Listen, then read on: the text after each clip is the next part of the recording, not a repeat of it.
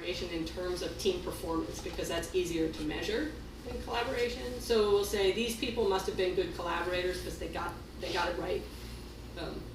And we know that that's not always true, that you can get it right by doing it yourself or by refusing to acknowledge what your teammates are collaborating. Or you could be really good at collaboration and nobody knows what they're doing, and then you're still not going to get it right. So once we figure out what collaborative behavior is and what it looks like and what we're trying to get, then we want to develop a measure of that based on the behaviors that is independent of their actual performance. So we want to know if they're a good collaborator, whether they got it right. We're looking at collaboration for a couple of reasons that are kind of specific to measurement, but also some reasons that might apply to the kind of work you guys are doing. So we were interested in collaboration because it is this traditionally qualitative measure, and so we get to try out our new techniques for quantifying qualitative stuff. The other nice thing about it is that it's not measurable outside of the actual behaviors. So you can't ask someone, how good of a collaborator are you? You can't get a good answer for those kinds of things. Do you really respect what other people say? Oh, certainly I do. So from ETS's perspective, it's not something we can turn into a good multiple choice test, so we would need to use these kinds of analytics to be able to figure it out, which makes it of interest to those of us who actually want to do those kind of analytics. It's also a worthwhile problem from a business perspective. There are a lot of people who are interested in measuring collaboration. Companies want to know, we know that you're good at your job, but can you actually talk to people? So it's a concern for them. We also know that collaboration has an impact on performance. We know that people who are in a good team do better. They learn more and they perform better. We know that people in a bad team learn less and perform worse. But we don't necessarily know exactly what makes a good team or a bad team.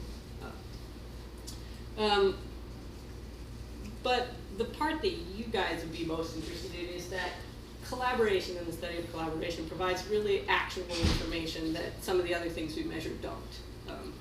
Like we might know that you're good at something or bad at something, but not necessarily what to do about it. But if we can measure collaboration, then we can remediate it. We can tell someone, hey, you might want to notify your teammates that you're going to attack before you go charge the castle. It might help you do that.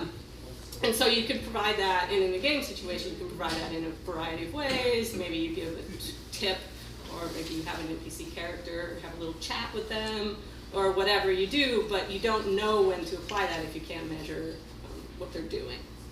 The other thing is we are really interested in, and some of the MMOs are really interested in incentivizing good collaborative behavior. But you can't really incentivize something that you can't measure. Like, you can't give someone a trophy if you don't know when to give them the trophy.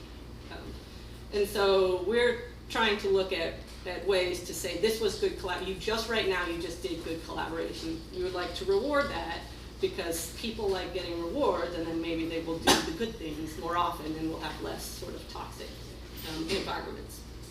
And then the last thing, which is sort of the most important for us and is only important for a game where an individual is scored based on their team performance.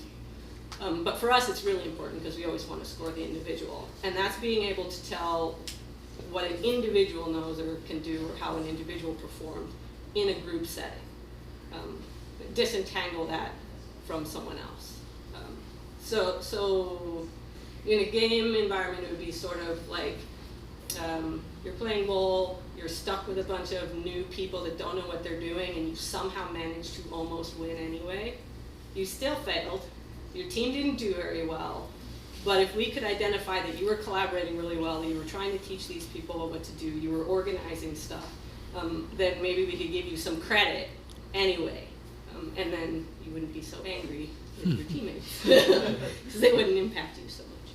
So I'm going to show you this example environment because some of the framework that we're doing is generalizable and some of it's very specific. And if I was just talking about the specific things without showing this, you would have no idea what I was talking about. So this is a distributed electronics task where we're trying to see if people know Ohm's law. I don't know Ohm's law, so I am repeating what I've heard at this point. But it is a 3-person task. Each person has a single breadboard like this with a single resistor on it.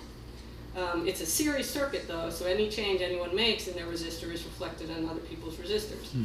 Each person is given a goal voltage to get across the resistor, and then they have to work together to basically apply Ohm's law to figure out what their resistor values should be so that everyone's goal is the same. Is reached. There are only a couple of affordances here. They can't disconnect their breadboard because they were mostly disconnected, and so we had to make it continually connected or no one could ever play.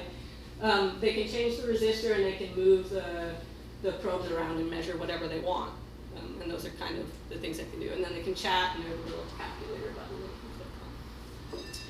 So the first thing we did when we decided that we wanted to look at collaboration was to define it in ways that a computer can understand.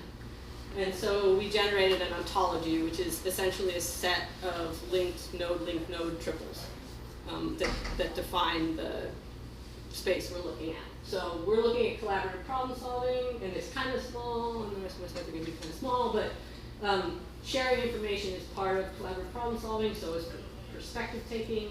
When you share information, it has to be task relevant, or it doesn't count, so that's why task relevant is a constraint for sharing information.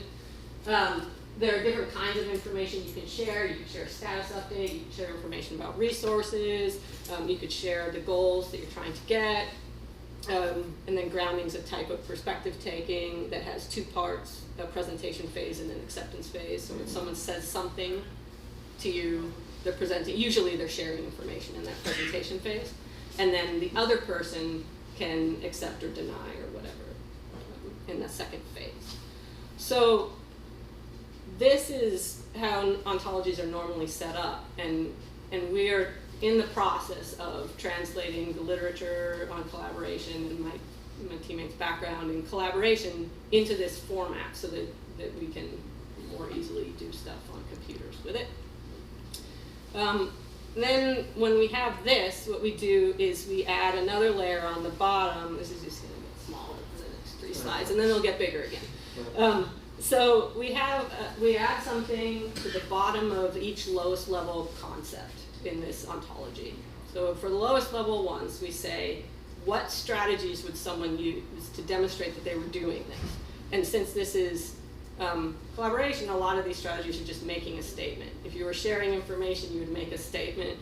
If you were presenting information, you would make a statement. But there are a couple different things, a couple different strategies you could use to accept in the acceptance phase. You can disagree with them. You could agree with them. You could ask them to clarify something, or you could provide a clarification. And these things, the initial presentation has to happen first, but then there can be multiple iterations of this. Like someone could present, you could disagree, they could present something else, you could disagree, they could clarify, and then you could agree, right? So you can have sort of these iterative things like that. So at this point, this is all task independent. This behavior could occur in any task. And then the next slide is going to be the smallest one, I promise. We then link it with these dark gray things to the affordances provided by this particular task. So in the task I just showed, the only way to share information is by using the chat. So the tactic you would use to do any of these strategies is the chat window. It's the only way to do it. But in other ways, you could, like in other environments, you might be able to speak live to the person. Or something like sharing resources, you might be able to ping a map, and that might be a communication about, you know, there's a gold mine over here. I just showed you where it was. So that's why it's task dependent, because there are different affordances that the different tasks have for how you carry these out. Then each of those tasks on the bottom level here So if you do this task in a specific way with specific values, we know you've shared your voltage goal, right? You're not just sharing any information about goals, you're sharing the goal for your voltage. And that's an inferred behavior that we can check by checking the chat function for specific values. And you're like, that's all well and good, but how do you know those values? And hopefully this one's readable from there a little better. So we have features, which is essentially a rule that we can set to identify every time a specific inferred behavior is occurring. So if we want to know if someone shared their voltage status, we could just check their chat value and see if there's a number that matches what their voltage goal is. I mean, we know what that information is all the time. We can just constantly run chat and see. But a lot of the times, a number can refer to more than one thing. We're not necessarily sure. So the best thing to do is look back and see if they ever even measured what their voltage is. If they didn't measure their voltage, they don't know what that is, and that's clearly not the number that they entered. So we don't have the use voltmeter to measure voltage as an actual line in the data set, which is why in order to figure out that they've used the voltmeter, we have to check that they attach the black probe to the resistor, they attach the red probe to the resistor, and that the DMM is on voltage instead of current or resistance. So this is why I had to show you the other thing, because this would have made no sense if I got here without that.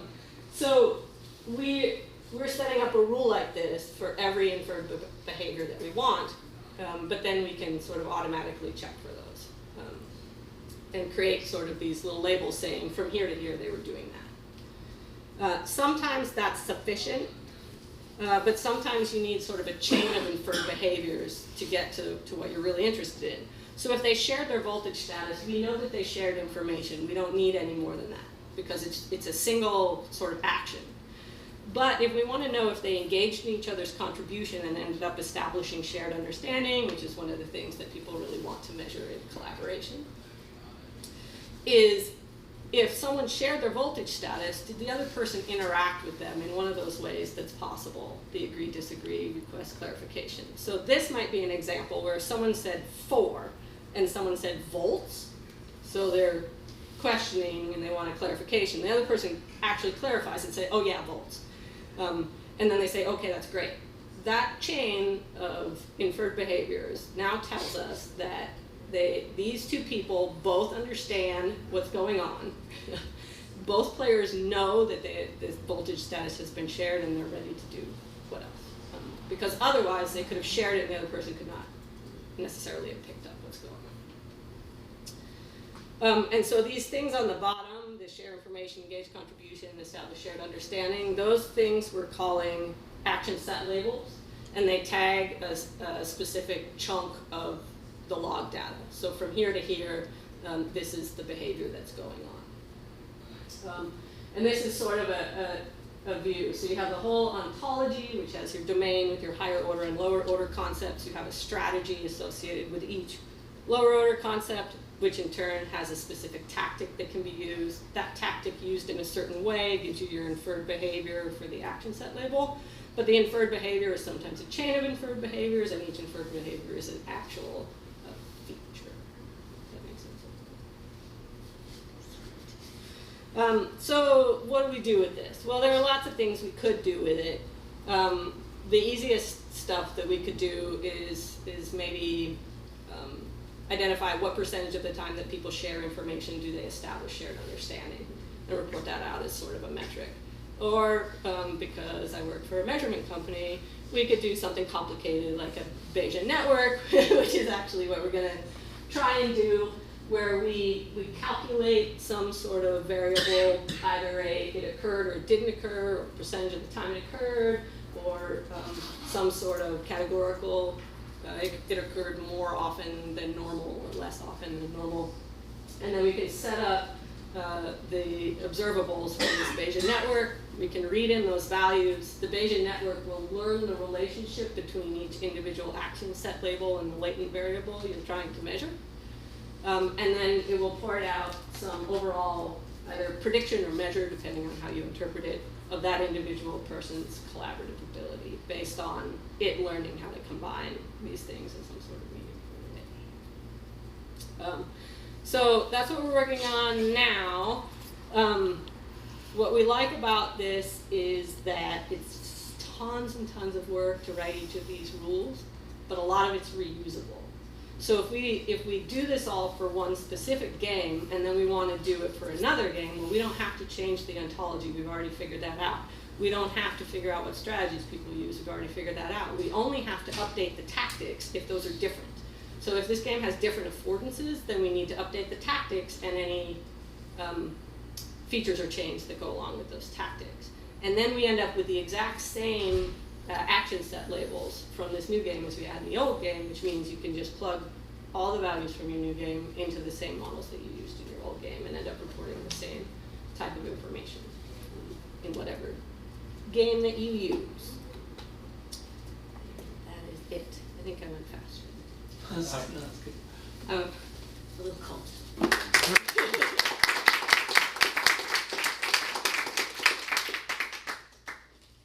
Any questions for David? I mean, I think this is interesting because we spend a lot of time measuring outputs. We don't spend a lot of time on measuring the quality of the collaboration. Yeah. And that seems to be a useful end in itself because some enjoyment must come from the collaborative element as well as the outputs. Yeah, and we, so in education, we're particularly worried about it because if it's a bad collaborative experience, we know that that person isn't performing at the level. So we're dinging someone for this bad collaboration. We're saying they don't know anything, but maybe they do know something. In a game situation, you're potentially losing people because of a bad collaborative experience. Like, particularly if a new person comes in, their first experience is a negative collaborative environment, then they're not as likely to come back. Well, it's very often the case that expert players will beat up on new Yes. players, right? I think one Particularly if their performance score is tied Yeah, to yeah. new people. I think that's one of the biggest challenges companies that face, like for example with Call of Duty or Halo or any of those games you play online where you get in and you just can't collaborate because people are just too busy thrashing each other. And even though they changed the game modes quite a lot of people have really negative experiences because they can't quite even get to the level of competing. Cause Yeah, it's really hard to come in late to those Mhm. games. If you don't start when it comes out, you're at a serious disadvantage. That's Yeah. where matchmaking potentially has got a role. I mean, the thing is that plenty of players who don't want to collaborate, they're just focused on Yeah. beating the game. And So one of the things we're working on that I didn't talk about here is there are different types of collaborators. And if we can use this to, instead of measuring their collaborative ability, identify which type of collaborator they Then we are, can match them. then we can match collaborators with people that, if someone is often the expert in an expert novice, we can match them with novices. But if they're often the dominant in a dominant passive, we don't want to match them with novices because that's just mean. But we can match dominance with other dominants and then they'll figure it out. See, that's interesting because you're trying to get different behaviours together that work well. Yeah, That's really neat. and I mean, I'm saying that might match well, but we don't have any research saying that it does. It's just a guess. We have to check and see which kinds of collaborators actually collaborate best together. Okay. It might be counterintuitive. Perfect. All right. Interesting.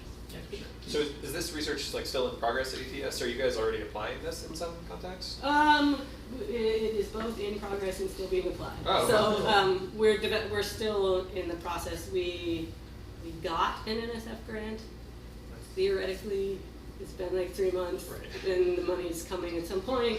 And then when that comes, that money is to develop the whole thing. But in the meantime, we're actually working on projects like this game. Those people want these measures, so we're like, well, we can do this one right now. So we have sort of the stuff we've done with this example and a couple other more things, but we don't really have very many features. What are they doing with it? What are they doing? Yeah, with is it? it just for them to sort of, for an understanding purposes, just like understanding how the game works, or is there a specific goal with these numbers? There are specific Yeah. goals. So in electronics, a lot more electronics work now is collaborative than it was before. Like before in electronics, you could work by yourself almost all the time. Now that's not necessarily the case. In fact, it's rarely the case. You often have to work with other people on these tasks. And schools are wanting to be able to teach people who don't necessarily, who went into electronics because they don't want to talk to people. maybe ways that they can still work with people anyway. So there's actually a huge demand. It's like the #1 thing that electronics degree programs want for their students to have, both in high school and then in school themselves, is this ability to collaborate on electronics tasks. So is it actually for assessment of the students then? This or of the is task for remediation. It's saying these people aren't very good at this, you should teach them that. Okay, got it. At this point, we aren't doing any actual instruction in the game, it's just a report out. But theoretically, it would be able to provide those things in the long That makes sense. run. And then if we can do that, measure. Like right now, the measure is no one's good at it. Right. It's not much of a measure yet.